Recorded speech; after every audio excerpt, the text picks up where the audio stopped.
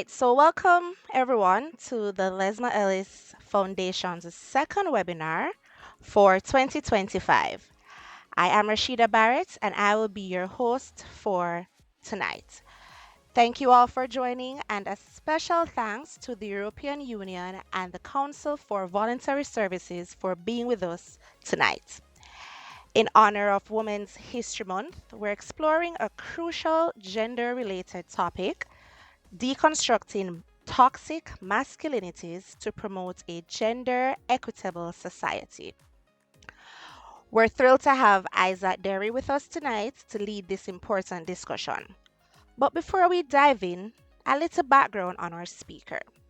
So, Dery is a senior lecturer and a gender consultant at the Institute for Gender and Development Studies at the University of the West Indies Mona campus unit. His research explores masculinity and femininity in Ghana, focusing on power dynamics, violence, and social change from a post colonial and feminist perspective. He examines how shifting labor opportunities for women intersect with masculinity, homosociality, and social respectability. Isaac has also published over 30 peer reviewed articles on critical gender issues. So, everyone, please join me in welcoming Mr. Isaac Dery. Thank you, moderator, for such a wonderful introduction, and welcome everyone to this interesting conversation. I hope you can hear me. Yes. Right. Yes. So today presents another opportunity for us to reflect on how to achieve a gender equitable society, a society that embraces more egalitarian values, more feminist values. And so I will want that we should think together in this presentation. And just by way of introduction, I really do not have any introduction or kind of formal outline. What I do aim to achieve in this presentation is to, next slide. Yes, what I do aim to achieve in this presentation is to see how we can explore the possibility of transforming the lives of boys and men in order to promote a gender equitable society, right? So my overriding objective of the presentation is to see how we can think together in achieving a more transformative society, a society whereby men, boys are more receptive to gender equitable norms. Yeah. Next slide, please. By way of background, I will want to draw our attention to a recent publication that was carried out by Eurostars in partnership with the European Institute for Gender Equality and the European Union Fundamental Rights Agency.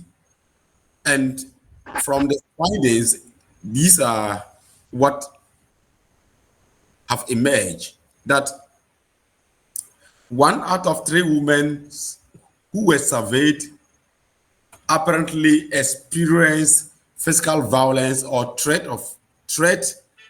and or sexual violence since attaining the age of 15. 1 in every 6 women who were surveyed also experienced sexual violence, including rape and other unwanted sexual act. And 1 in 5 women have faced physical or sexual violence from their immediate partner a relative, or another member of their household. And 1 in 3 women surveyed suggested that they were sexually harassed at work, and even younger younger women to experience sexual harassment is even greater. Yeah.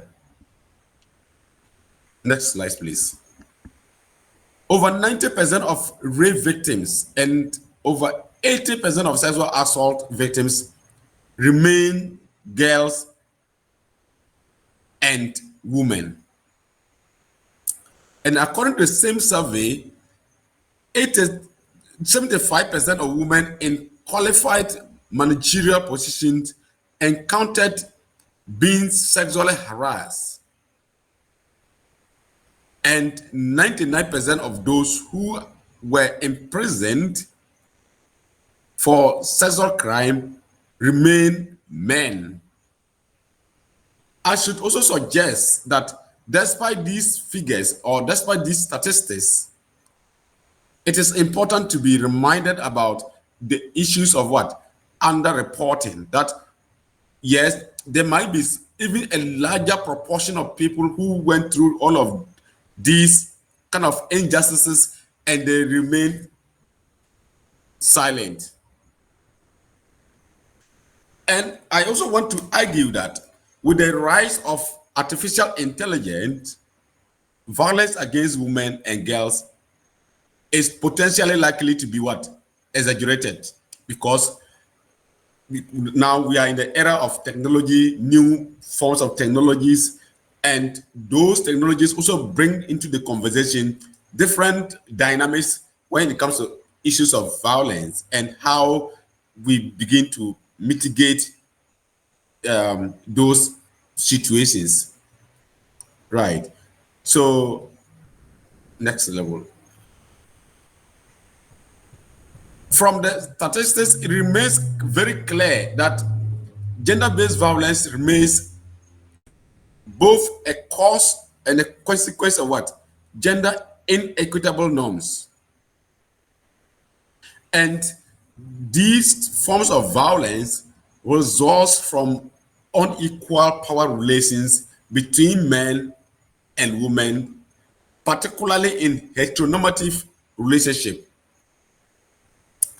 And to be fair, it is also important to highlight that in all of these cases, issues of masculinities or some aspect of masculinities are deeply implicated in how gender-based violence are being perpetuated in different contexts. And the evidence are quite glaring, right?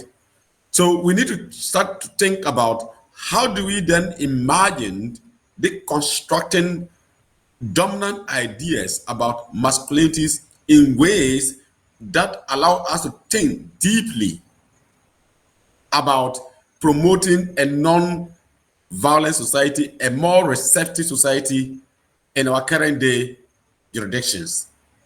Next, please. So in this presentation, I want to ask 3 main questions, right? And one, based on the statistics that I've just outlined, I am interested in asking the question of whether there is still any hope for us to imagine a society or even future where non-violence is imagined or even prioritized amongst boys and men. Secondly, I am interested in interrogating whether men are afraid of losing out. Moderator, someone is being raised. Xavier House is being raised. Or can you know that?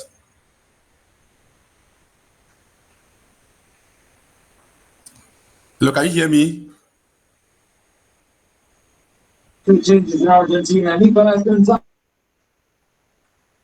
Sorry, I didn't hear that.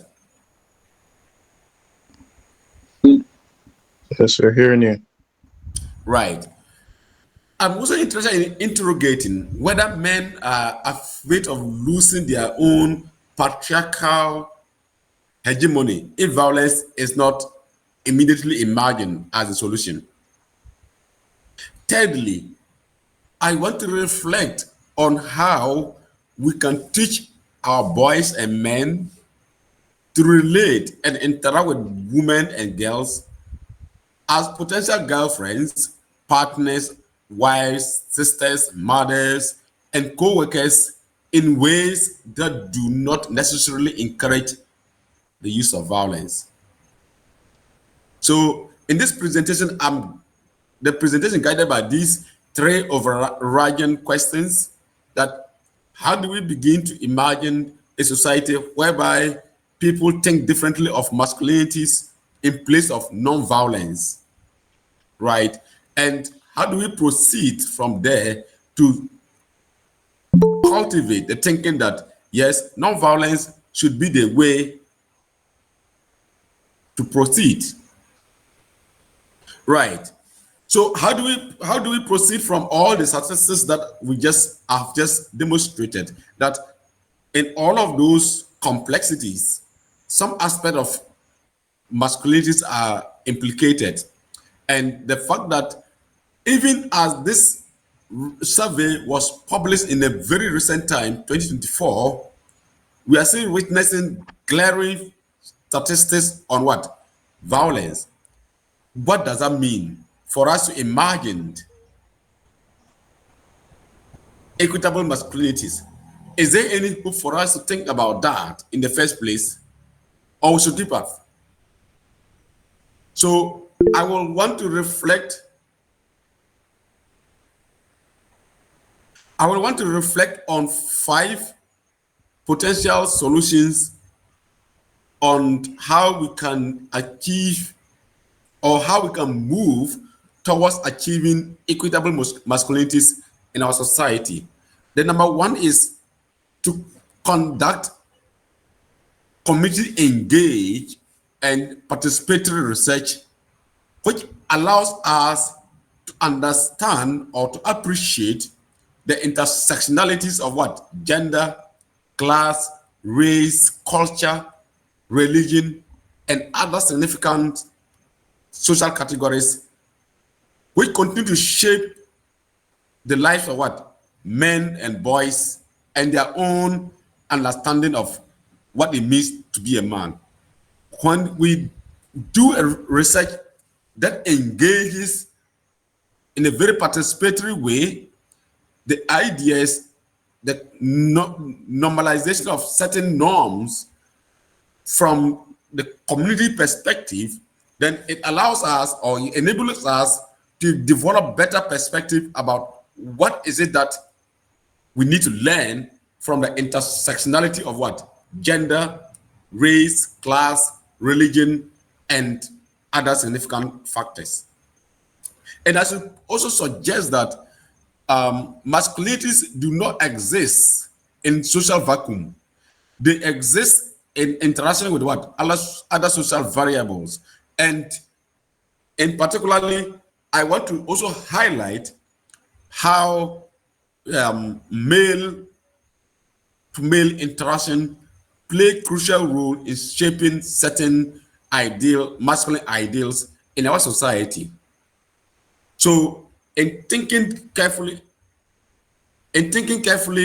about how possibly to achieve gender equitable society, we also must invest in thinking through the complexities of around what it means to be a man within very specific cultural, social, and political contexts.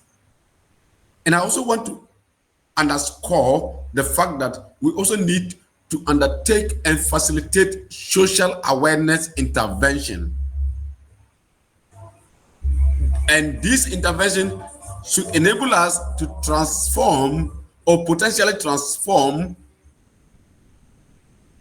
masculinities that oppress not only girls and women, but also boys.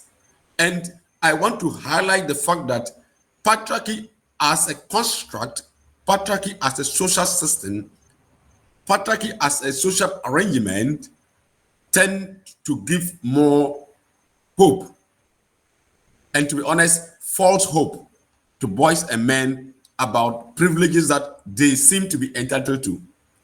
So once those privileges appears to be threatened, then we begin to see how different versions of masculinities are evoked in the process. And we need to also be mindful, or we need to remind boys, men in society that, look, patriarchy is not only there to benefit them, but if we are not conscious of our situatedness, then we are also we are falling victims to the appeals of patriarchy, and that is very dangerous. If we don't move away, we don't teach our boys and men to be mindful, to be attentive to the fake appeal of patriarchy, which promises so much. Then, as you suggest, that we might have a long way or a longer way to move in trying to achieve a gender equitable society. The number 3 point I want to also reflect is the fact that we need to collaborate with gender and even gender queer people, activists, women's groups, development practitioners, because these are people who see outside the box. These are people who see outside the gender binaries, and to tell us that, yes, we need to do ABCD in order for us to achieve a more transformative society, a more equitable society. So my sense is that in collaborating with these bodies, it allows us to think deeply, not about feminism, but how masculinities could be looked at in a more positive and more supportive ways.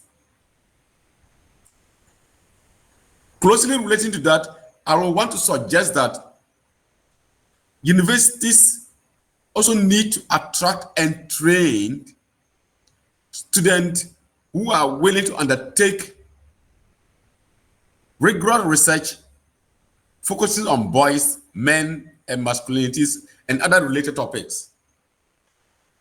This is, for me, I think this is very important, because if we don't have the knowledge base, if we don't have the empirical evidence,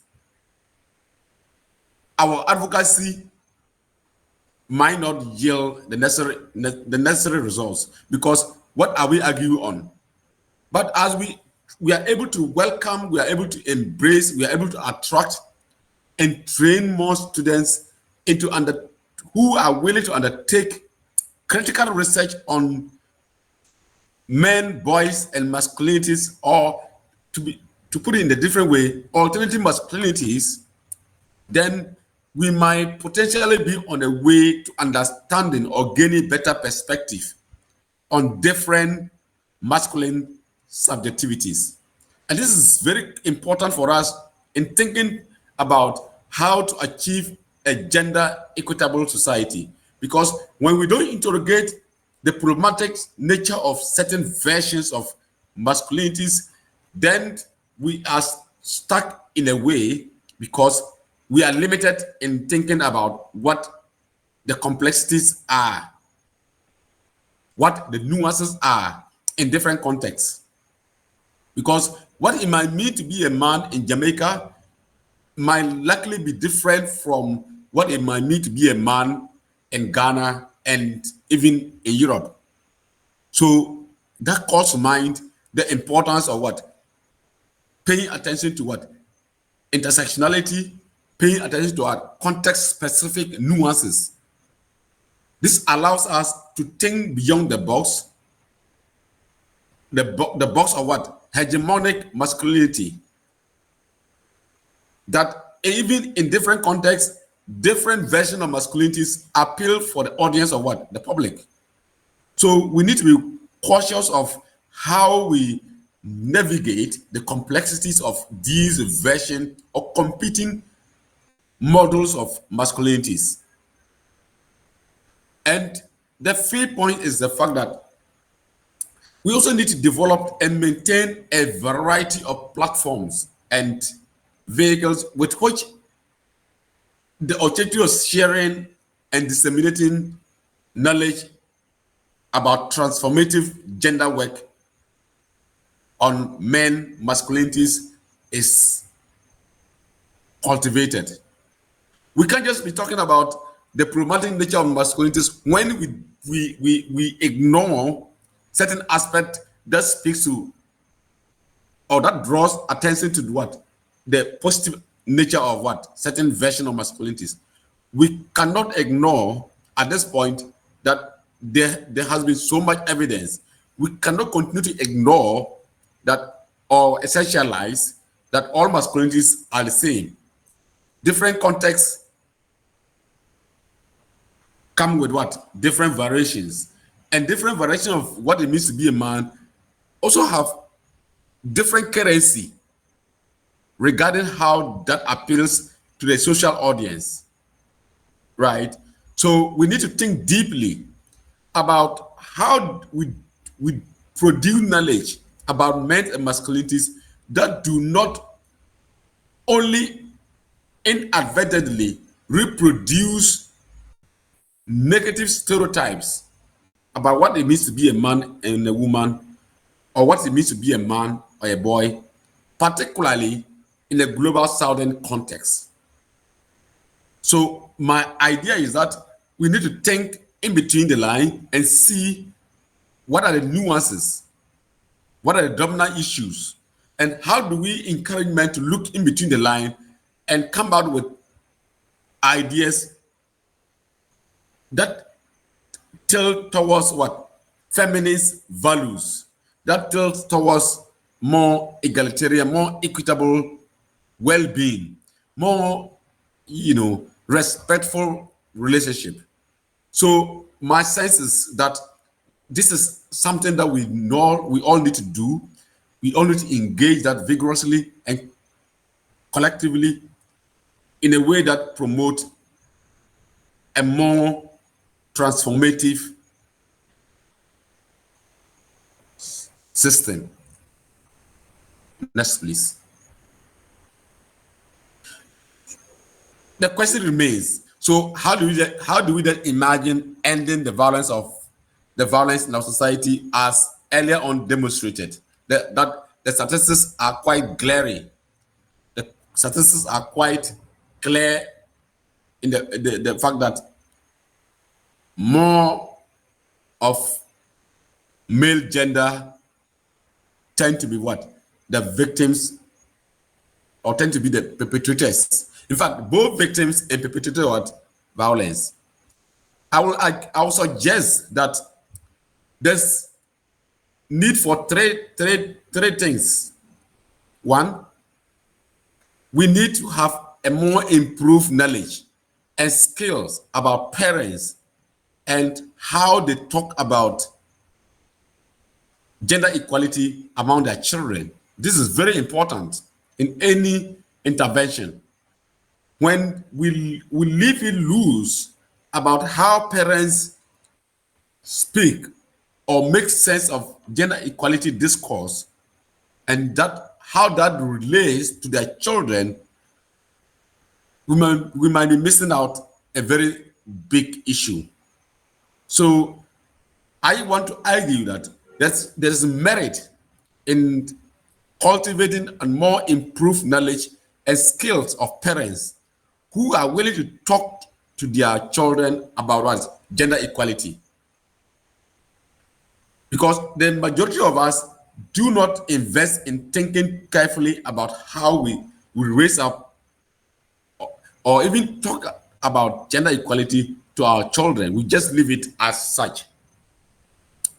Then the second point I also want to argue on is the fact that there's need for us to have increased parental knowledge and even awareness about harmful masculinities.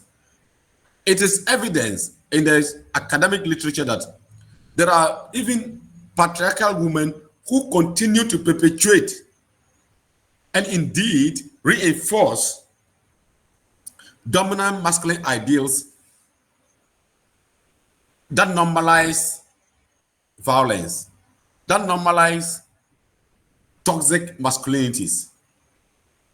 So I am arguing that we need to be conscious and we need to engage this category of people into thinking deeply about how we can improve awareness about moving away from harmful masculine norms into embracing more inclusive, more friendly, healthier masculinities. Relating to that is the fact that I also want to suggest that we need to have a more increased parental engagement with children. And this engagement should deploy a child-centric and feminist-informed approaches. And within the academic context, we should be interested in looking at child-centric pedagogies. How do we teach about child liberation within our university context? How do we teach about alternative masculinities within our university context? How do we then encourage a broader conversation into thinking deeply about the value, the currency of what alternative ways of being a man in the contemporary society? So I want to also argue that when we are able to look at all these three approaches, then we are equipped to move towards exposing or enabling our children to learn more about the consequences of violence, not to women and girls, but to men and boys themselves. Remember, the consequences of violence do not only affect girls and women alone, it has a spillover effect on boys and men and even the wider society in general. So we need to begin to incorporate that conversation in the curriculum, in our teaching approaches, and how we are able to groom our young ones into believing that, yes, violence should not be the solution, that alternative forms of masculinities can be expressed in a more healthier way. And I also suggest that there's need for us to examine the practices of our gender inequality within families. Families serve as important or primary unit of socialization, and for us to appreciate the potential to imagine alternative and more egalitarian values, we need to interrogate, we need to understand how families practice issues of gender equalities within their homes. Is it the case that traditional values, traditional norms governing issues of division of labor are still predominantly implemented? What can we do? What do parents need to learn differently from that traditional mode of being? Are there potentials for us to move beyond that? Or we are just stuck within that space? And I also want to think that it is important for us to understand how masculinities and femininities, and I'm using this in a plural, how masculinities and femininities are constructed and enacted by parents and children. In order for us to move beyond very rigid construction of masculinities and femininities, we should invest in thinking with parents and thinking with children, in imagining alternative ways of being men beyond normalized stereotypes. So the idea is that yes, we can potentially end violence if we are able to speak, we are able to inculcate in our children, our young ones, that yes, there are variety of ways of being a man or demonstrating what it means to be a man. Our failure to do that would deny us the opportunity to to to address this issue from a very fundamental phase. That once they grow up with a particular a particular mindset, then it becomes really very troubling to deconstruct that. But that that's not the end of the road. There might be some solution to that narrative. So we need to inculcate what Bill Hulse says, feminist parenting. Yeah, that yes, boys are supposed to be exposed to certain issues and are supposed to understand that yes, it is right to be this, but it is also wrong to be that way. When we inculcate that thinking into them, then we are potentially on the a good path to mitigating issues of violence in our society. Next slide, please. Closely related to that is the fact that we also need to have workshop awareness creation with different stakeholders. We live in a world whereby boys, men get exposed to different social actors every day. So for us to navigate the complexities, the contradictions, we need to have an engagement with different actors along the line. Parents, teachers, and even children themselves. Because as the children leave the home premises, they get exposed to different actors along the line. What messages do they receive? What are the issues that they struggle to come to terms with? How do we come in here to help them appreciate their own struggle and the alternatives or the feasibility of imagining alternatives? So I will want to argue that the home teachers, even the children themselves, are critical actors in thinking carefully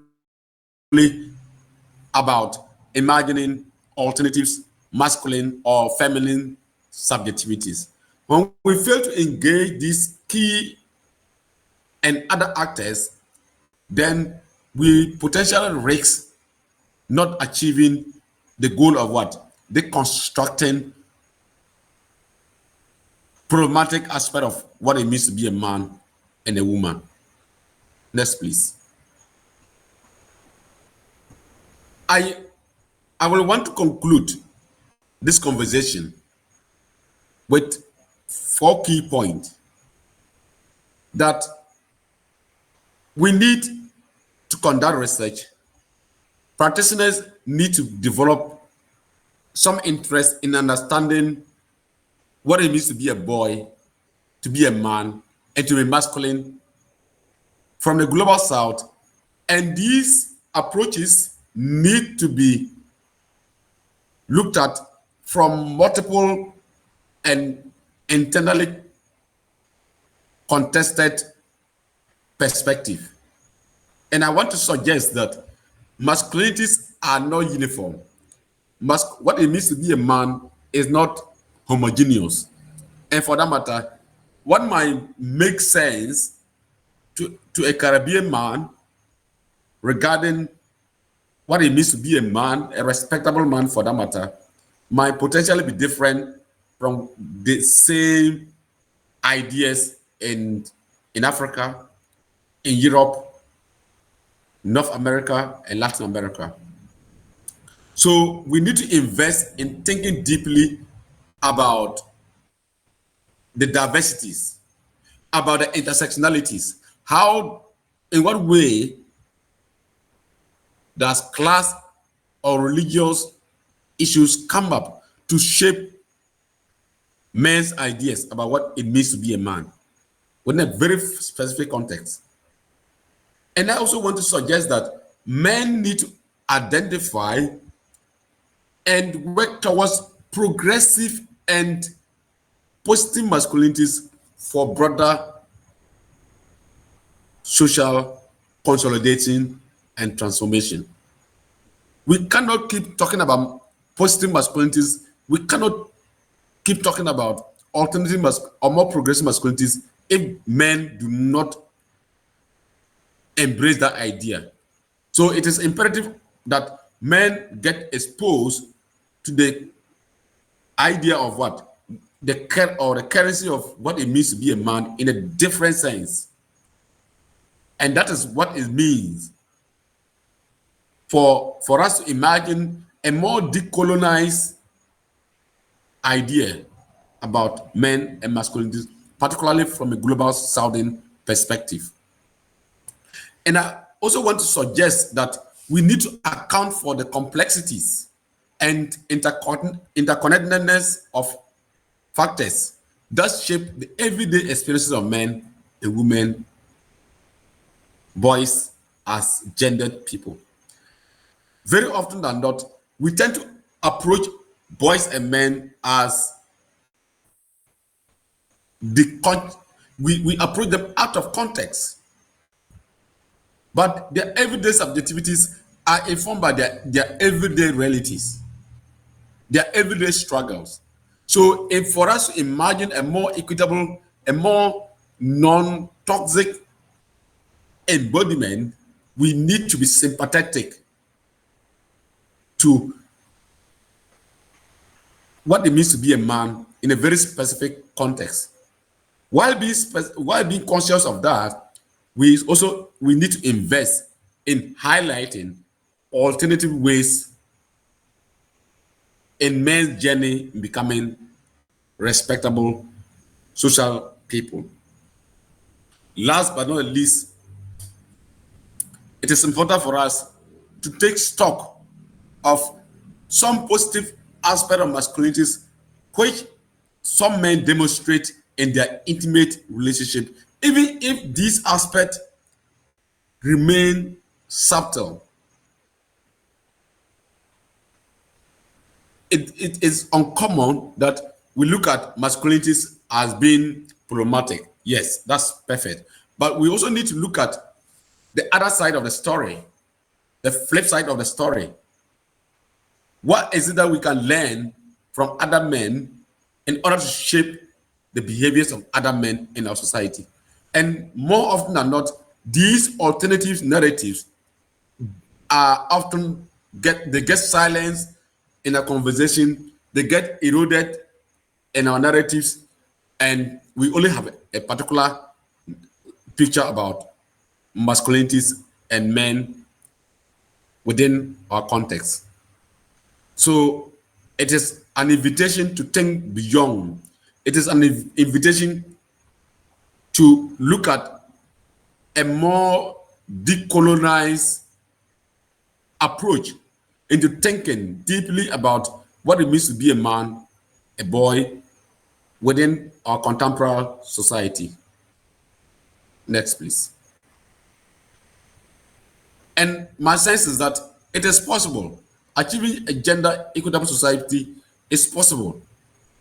What is ahead of us is a collective commitment that it should not be seen as a project solely championed by feminists. It should be seen as a project that men should be interested in, people from other genders should be interested in a way that will allow all of us to achieve a more inclusive, more collective society. And the agenda ending violence should be seen as a collective project. It shouldn't be seen as something that is only feminist oriented. No, but it should be part and parcel of our everyday conversation. And then my sense is that violence, throughout, I use it in a very deliberate way. And I am aware of how contested the concept can be and how different people are implicated along the line. So we all need to commit into thinking about how